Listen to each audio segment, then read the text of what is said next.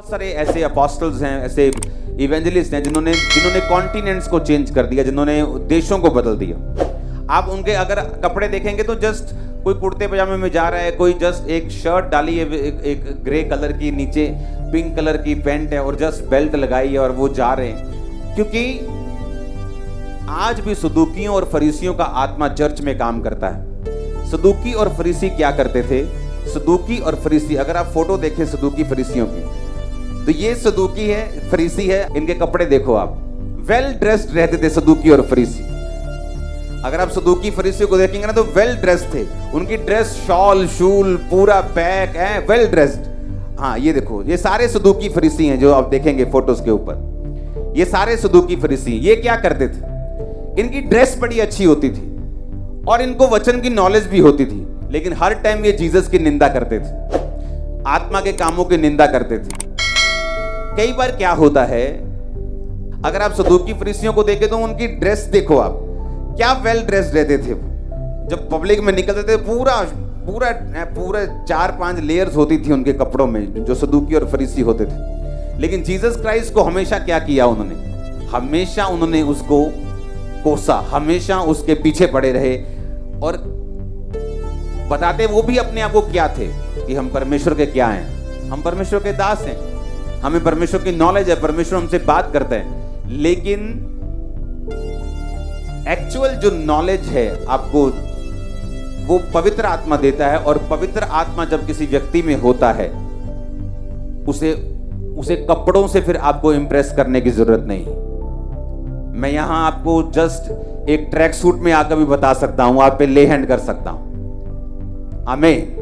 तो उस बंधन में अपने आप को नहीं बांधना है।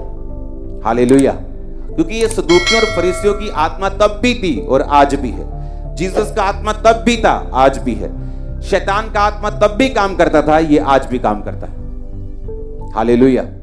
सभी को जय मसीह की और जय यीशु की।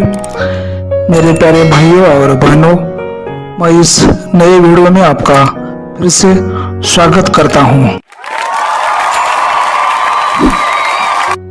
मैं प्रभु को धन्यवाद देता हूं इस नए समय के लिए जो उसने हम सबको दिखाया है।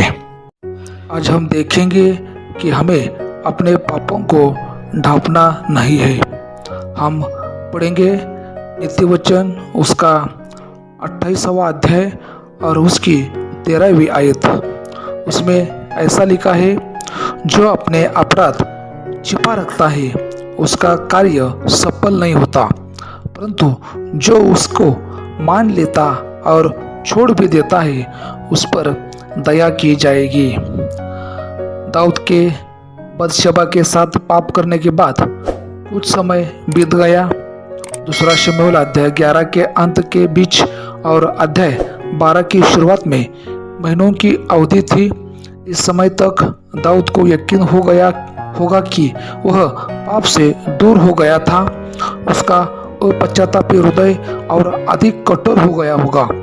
आत्मधोखे की उसकी गहराई वृद्धि हुई होगी। अब तक इसमें परमेश्वर का न्याय का कोई हस्तक्षेप नहीं हुआ था, और इन महीनों में दाऊद ने उसके द्वारा किए गए भयानक अपराधों के लिए कभी पश्चाताप नहीं किया। उनकी अंतरात्मा खामोश थी, यह उनकी अवज्ञा से सुस्त था। उसने अवश्य ही बहुत मानसिक पीड़ा सहा होगा, लेकिन उसने पश्चाताप का कोई बाहरी संकेत नहीं दिया। यद्यपि उसका पाप उस पर भारी था। परमेश्वर के वचन अब उसके स्वाद में मीठा नहीं रहेगा। उसका गाना चला गया था। उसे लगा होगा कि परमेश्वर ने उसके पाप को अनदेखा कर दिया है और वे इसे गंभीरता से विचार नहीं किए। परंतु दूसरे शमूएल 12 में हम पढ़ते हैं कि परमेश्वर कितने नाराज थे। परमेश्वर की आंखों ने सचमुच दाऊद का बुरा आचरण देखा था और दैवीय धार्मिकता ने इसे पारित नहीं किया। वे दाऊद के पाप के अंधकारपूर्ण समय में सक्रिय रूप से हस्तक्षेप किए। उन्होंने नातान नबी को एक विशिष्ट उद्देश्य के साथ दाऊद के पास भेजा, दाऊद को पश्चाताप की ओर ले चलने, क्योंकि परमेश्वर ने दाऊद से प्रेम किया और वे नहीं चाहते थे कि वह अपने पाप में नाश हो। प्रिय दोस्तों, हम सभी ने जानबूझकर पाप किया है और उन्हें हमेशा के लिए दफनाने की कोशिश की है, लेकिन हम निश्चित हो सकते हैं कि परमेश्वर आज भी वैसे ही है जैसे वे दाऊद के जीवन में थे। वे हमें हमारे पाप में नहीं छोड़ेंगे। वे हमें पश्चाताप करने का समय देंगे जैसे कि हम उस पाप को नहीं जानते हैं। वे हमें स्वीकारोक्ति, पश्चाताप और हमारी आध्यात्मिक इंद्रियों की बहाली, जो कि पाप और शैतान के झूठ से कुंद हो गई थी, उसके लिए बुलाने के लिए एक नातान भेजेंगे। तो आइए हम अपने पापों को ढकने की कोशिश न करें, लेकिन उन्हें परमेश्वर के सामने मान ले, जो सब कुछ जानते हैं। कोई रहस्य उनसे छिपा नहीं जा सकता है। परमेश्वर आप सभी को इस वचन के द्वारा बहुत आशीष दे। अगर हमारा यह वीडियो आपको पसंद आया हो तो ज़रूर कमेंट करके हमें बताना। हमारे इस चैनल को सब्सक्राइब कीजिए और लाइक कीजिए। मिलते हैं अगले वीडियो में। तब तक हम प्रार्थना में जुड़े रहेंगे और वचन को पढ़ते रहेंगे। परमेश्वर आप सभी को बहुत आशीष दे। आमीन।